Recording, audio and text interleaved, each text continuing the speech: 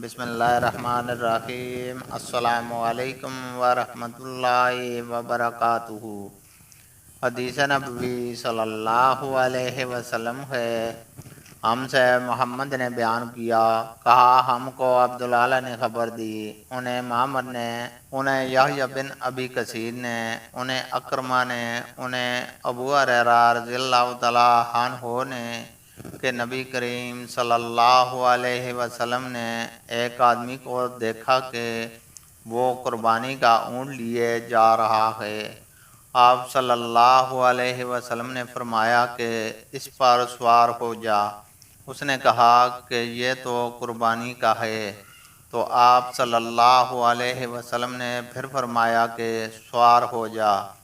ابو ہریرہ رضی اللہ تعالیٰ عنہ نے کہا کہ پھر میں نے دیکھا کہ وہ اس پر سوار ہے اور نبی کریم صلی اللہ علیہ وسلم کے ساتھ چل رہا ہے اور جوتے کا ہار اس اونٹ کی گردن میں ہے۔ اس روایت کی مطابعت محمد بن بشار نے کی ہے۔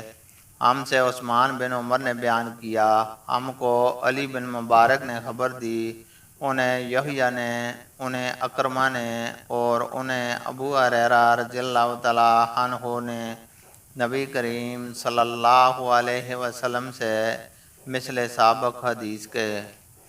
اللہ تعالیٰ سے دعا ہے کہ وہ ہمیں قرآن اور حدیث کو سننے، سمجھنے اور اس پر عمل کرنے کی توفیق عطا فرمائے، آمین۔